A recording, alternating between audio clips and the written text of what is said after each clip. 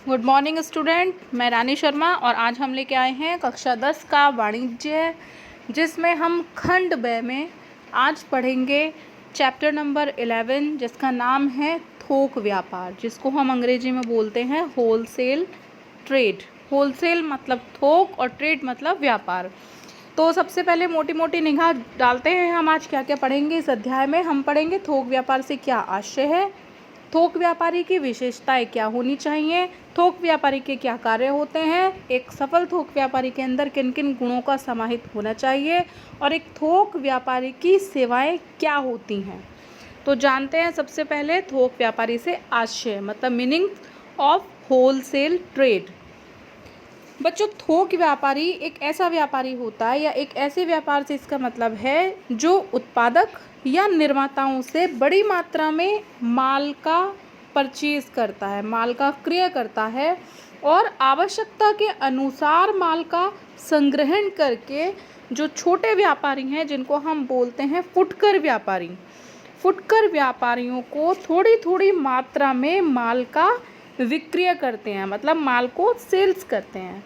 इस प्रकार किसी भी वस्तु का उत्पादक या निर्माता ही जो होता है वह फुटकर विक्रेता व्यापारी या हम कहें उत्पादकों और फुटकर व्यापारी या उपभोक्ता के जो बीच की कड़ी होती है वह ही थोक व्यापारी कहलाता है। अब थोक व्यापारी, जैसे मैं आपको एग्जांपल देना चाहूँगी, जिस भी हम किसी विशेष वस्तु का व्यापार करते हैं उस विशेष व्यापारी को ही हम थोक व्यापारी कहते हैं। जैसे यदि कोई लोहे की फर्म किसी ने लगाई हुई है, लोहे का जो है वो व्यापारी है, तो हम उसको बोलेंगे कि लोहे का थोक व्यापारी। सीमेंट की यदि किसी के फर्म है, सीमेंट का अधिक मात्रा में जो है वो कार्य करता है, व्यापारी है, तो हम उसको बोलेंगे सीमेंट का थोक व्यापारी। अब हम जानते हैं परिभाषाएं थोक व्यापारी की क्या और किसने दी हैं।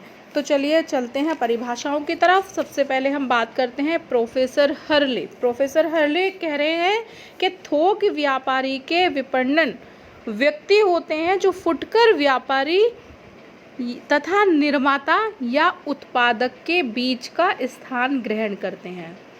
प्रोफेसर वेबस्टर कह रहे हैं कि एक थोक व्यापारी एक मध्यस्थ है, मतलब मध्यस्थ का मतलब है बच्चों के एक बीच की कड़ी है जो मुख्यतः फुटकर व्यापारी, फुटकर मतलब जो छोटे छोटे सामान को बेचते हैं, फुटकर व्यापारियों, औद्योगिक संस्थाओं या व्यापारिक व्यवहार करने वालों के हाथ पुनः विक्रय के उद्देश्य से या व्यवहार के लिए विक्रय करते हैं। अब बात करते हैं ए.एल. लॉर्सन के अनुसार। यह कहते हैं कि थोक व्यापार में उन सब एजेंसियों को सम्मिलित किया जाता है जो स्थानीय बाजार या फुटकर व्यापारी के बीच होने वाले क्रय विक्रय में हाथ बटाते हैं। क्रय विक्रय मतलब सेल्स परचेज। अब बात करते हैं बच्चों एस.ई. थॉमस के अनुसार। यह कहते हैं कि थोक व्यापारी ऐसा व्यापारी है जो उत्पादकों से बड़ी मात्रा में माल खरीदकर फुटकर व्यापारी, जो छोटे व्यापारी हैं, उनको सुविधाजनक मात्रा में पुनः बिक्री के लिए देता है। ये बात हुई परिभाषाओं की। और अब आइए जानते हैं थोक व्यापारी की विशेषताएं क्या होनी चाहिए। कैरेक्टराइटिस ऑफ होलसेलर, होलसेलर जिसको बोलते हैं थोक व्यापारी। तो बात करते हैं बच्चों, यहाँ इनको कुछ श्रेणियों में बांटा गया है, मैं आपको इसकी डिटेल बताऊंगी। नंबर 1 है एक ही वस्तु में व्यापार। जो थोक व्यापारी होता है वो एक ही वस्तु का, एक ही प्रकार की वस्तुओं का व्यापार करता है। दूसरा है वस्तुओं का वर्गीकरण। बच्चों, खरीदी हुई वस्तुओं को उनके गुणों के अनुसार और अलग अलग श्रेणियों में विभाजित करके उसका कार्य करना थोक व्यापारी की विशेषता होती है। बात करते हैं अगली, मांग पूर्ति संतुलन करना।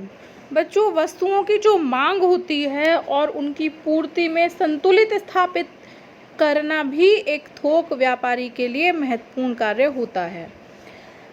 अगली बात करते हैं बड़ी मात्रा में क्रय करना। थोक व्यापारी उत्पादकों या निर्माताओं से इकट्ठा मतलब बहुत बड़ी मात्रा में माल खरीदता है। थोड़ी मात्रा में विक्रय, वह थोड़ी थोड़ी मात्रा में फुटकर व्यापारियों को माल बेचता है और थोक व्यापारी उपभोक्ताओं को प्रत्यक्ष रूप से माल का क्रय नहीं करते। अब अगली बात करते हैं मांग के संबंध में उत्पादक को सूचित करना। जो फुटकर व्यापारी हैं बच्चों, जो छोटे व्यापारी हैं, ये व्यापारियों से लगातार सूचना मिलते रहने पर वह मांग में होने वाली परिवर्तनों के संबंध में उत्पादक को आवश्यक जानकारी देते रहते हैं। अगली बात करते हैं वित्तीय आवश्यकताओं की पूर्ति की। थोक व्यापारी उत्पादक और फुटकर विक्रेता दोनों को ही वित्त संबंधी आवश्यकताओं की पूर्ति करता है। मूल्य निर्धारण, जो अनेक थोक व्यापारी वस्तुओं को खुले रूप में बड़ी मात्रा में खरीदकर उन पर कुछ साधारण सी क्रियाएं करते हैं और छोटी छोटी पैकिंग में करके बेचते हैं। इस प्रकार से वे वस्तुओं का मूल्य भी अपने अनुसार ही निर्धारित करते हैं। अगली बात करते हैं बच्चों मूल्य नियंत्रण की। मांग और पूर्ति की जो आवश्यकता को ध्यान में रखते हुए वस्तुओं का स्टॉक करते हैं और अत्यधिक मांग के समय उसे बेचते हैं। इस प्रकार वह मूल्य पर नियंत्रण रखने में भी सहायक होते हैं।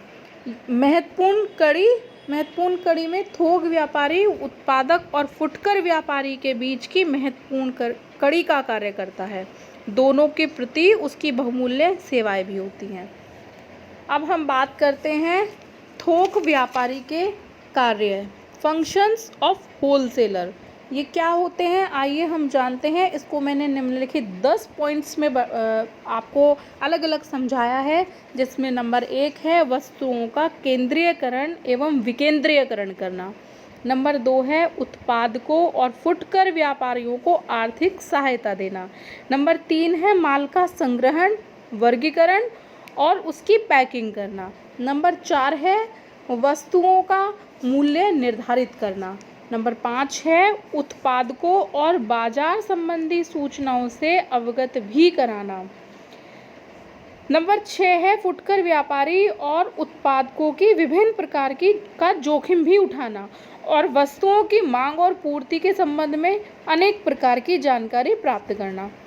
नेक्स्ट है उत्पादकों से फुटकर व्यापारी तक माल पहुंचाने में जो परिवहन की व्यवस्था है उसको सुनिश्चित करना और उत्पादकों और फुटकर व्यापारी के जो प्रतिनिधि हैं या विक्रय एजेंट हैं उनके रूप में भी काम करना। और 10 है बच्चों उत्पादक और जो छोटे व्यापारी हैं उनके बीच का मध्यस्थ के रूप में कार्य सुचारू रूप से करते रहना। ये मैंने बात बताई आपको थोक व्यापारी के कार्य की, फंक्शंस ऑफ होलसेलर्स की। अब हम बात करते हैं qualities of A successful wholesaler, मतलब एक सफल थोक व्यापारी के अंदर क्या क्या गुण होने चाहिए। इनको भी मैंने आपको 10 पॉइंट्स में बताने का प्रयास किया है। तो जानते हैं नंबर 1 थोक व्यापारी में और उनके कर्मचारियों का जो परिश्रम होना अत्यंत आवश्यक होता है। दूसरा है उसे उस वस्तु जिसका वह व्यापार कर रहा है उसका पूरी तरीके से ज्ञान होना चाहिए। ऐसे ही व्यापार की जो आधुनिक तकनीक है और नवीनतम व्यापार प्रणाली है उसकी पूरी जानकारी एक सफल व्यापारी को होना अत्यंत आवश्यक है। चौथा है बच्चों के एक थोक व्यापारी के पास व्यापार की जितनी ज़रूरत है, आवश्यकता है, उसके अनुसार उसके पास पर्याप्त मात्रा में पूंजी होनी चाहिए। पांचवा है कि थोक व्यापारी जो नवीनतम वस्तुओं मतलब नई वस्तुओं के उत्पादन और उनकी मांग की जानकारी होती है वह उसे पूरी होनी चाहिए। अगली बात करते हैं थोक व्यापारी जिसमें विद्यमान जो बाजार को बनाए रखने के साथ साथ नए बाजारों की खोज करते रहने में भी माहिर होना चाहिए। ऐसे ही बच्चों फुटकर विक्रेताओं से थोक व्यापारी को और उपभोक्ताओं से निरंतर संपर्क बना के रखना चाहिए, जिससे वस्तुओं की मांग में होने वाले जो परिवर्तन हैं उनकी नई जानकारी समय समय पर फुटकर विक्रेता को प्राप्त होती रहे। संबंधित कानूनों और विधान का भी एक सफल थोक व्यापारी को पूर्ण रूप से ज्ञान होना अनिवार्य है, आवश्यक है। और थोक व्यापारी को नए नए आविष्कार के बारे में भी पूरी जानकारी रखनी चाहिए। इसी प्रकार जो थोक व्यापारी है उसको हर रोज़ नए नए बाज़ारों को खोजते रहना चाहिए कि आज बाज़ार में नया क्या है और किस प्रकार है। ये हमने बात करी एक सफल व्यापारी के अंदर क्या क्या गुण होने चाहिए थोक व्यापारी के। अब हम बात करते हैं कि जो थोक व्यापारी की सेवाएं हैं वो क्या होनी चाहिए, मतलब सर्विसेज ऑफ होलसेलर। बच्चों, एक तो उत्पादकों के प्रति उसकी सेवाएं होनी चाहिए, मतलब सर्विसेज ऑफ प्रोड्यूस। दूसरा है फुटकर व्यापारियों के प्रति उसकी सेवाएं बेहतर होनी चाहिए, सर्विस ऑफ रिटेलर्स। और तीसरा है बच्चों कि समाज के प्रति सेवाएं बेहतर हो, मतलब सर्विसेज टू कंज्यूमर्स। अब हम थोड़ी सी डिटेल में जाते हैं, बात करते हैं। नंबर 1, उत्पादकों के प्रति सेवाएं कैसी होनी चाहिए। तो कैसी होनी चाहिए, सबसे पहले है जो माल का संग्रह है उसमें सहायता मिलती है इस प्रकार। तो जो थोक व्यापारी है वो अपने गोदाम में जो माल रखता है बच्चों, जब तक माल उत्पादन से प्रत्यक्ष उपभोग में नहीं जाता है तब तक माल का संग्रह करने में इसकी कोई प्रशंसा नहीं होती है। तो यह उत्पादकों को कच्चे माल की भी सुविधा देता है। दूसरा है विक्रय संगठन में सहायता करता है। कैसे करता है ये, उत्पादकों से एक बड़ी मात्रा में माल परचेज करके उसे एक अच्छे जो विक्रय संगठन है उसके द्वारा बेचता है। इससे जो उत्पादकों को माल का विक्रय मतलब संगठन बनाया जाता है उसमें उसकी आवश्यकता रहती है और उसमें उसे सहायता भी मिलती है। फिर बच्चों बड़े पैमाने पर उत्पादन संभव रहता है। तो जो बड़ी मात्रा में हम उत्पादक या निर्माता